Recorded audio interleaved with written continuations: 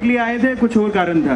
नहीं, अभी फिलहाल तो जॉब करने ही आया था। अभी बहुत फैसिनेटिंग लग रहा है, पार्टी वार्टी होता है तो अच्छा लगता है। ये तो सिखा रहे हैं तुमको अभी।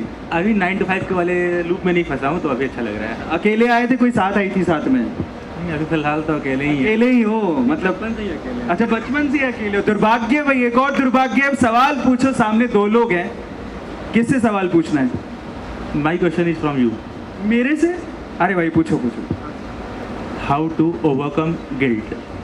अरे देखो, हाउ टू ओवरकम गिल्ट, सवाल बड़ा इंटरेस्टिंग है। पर मैं तुमसे सवाल पहले ये पूछता हूँ कि गिल्ट तुम्हें किस चीज़ का है, क्योंकि पहले तो कोज जानना पड़ेगा ना कि एक्चुअल में प्रॉब्लम क्या है। तुम्हें गिल्ट किस चीज़ का है बाय द वे, जिससे तुम बाहर निकलना चाहते हो?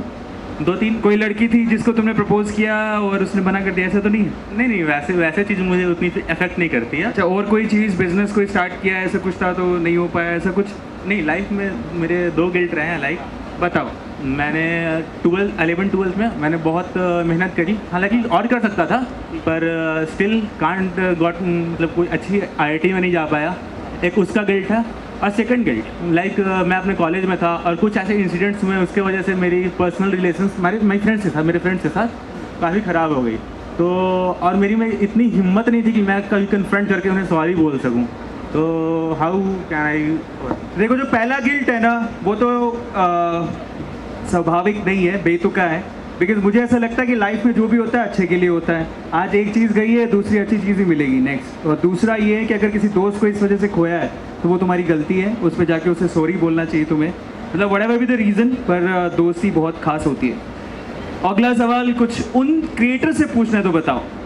नहीं, मेरी क्वेश्चन आपसे नहीं थी क्योंकि मैं आपसे रिलेट कर सकता हूँ। आपके बैकग्राउंड मैंने देखा है। तो मैं फिर हूँ और तब हम लोग इसके बारे में डिस्कशन करेंगे। और कोई सवाल है?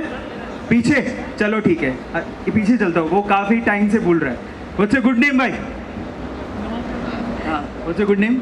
शुभम ठाकुर सर। शुभम, कहाँ से हो? सर मैं उड़ीसा से हूँ। उड़ीसा से यहाँ दिल्ली गुड़गांव में क्या कर रहे हो? जी घूमने आया था। घूमने आए हो? चलो ठीक है। अब आपके सामने, आप घूमने आए, देखो आपका लकीस्ट डे हो गया। 2 क्रिएटर्स हैं, अमेजिंग क्रिएटर्स, प्रफुल्ल और नीतीश। सवाल किससे पूछना है? जी सवाल तो दोनों से पूछना है, लेकिन आप सर मेरे गुरु हो sir. Thank you so much, बहुत बहुत शुक्रिया। सवाल क्या है बताओ। सर आप दोनों से मेरा एक सवाल है कि मतलब आपके ज़िंदगी में ऐसा कभी कुछ हुआ है कि मतलब सब कुछ छोड़ छाड़ के बस भागना चाहते हो, ऐसे कुछ कभी हुआ है सर आपके? इसका सही जवाब प्रफुल्ल। यार किसकी ज़िंदगी में नहीं होता है? हर किसी की ज़िंदगी में होता है। किसी के छुप जाते हैं, किसी के छप जाते हैं। हमारे छप गए कि हम भाग गए। सबकी लाइफ में होता है भाई। कभी कभी आपको माँ बाप से परेशानी होती है, आपको समाज से परेशानी होती है, आपके स्कूल कॉलेज से परेशानी होती है, आपकी जॉब से परेशानी होती है।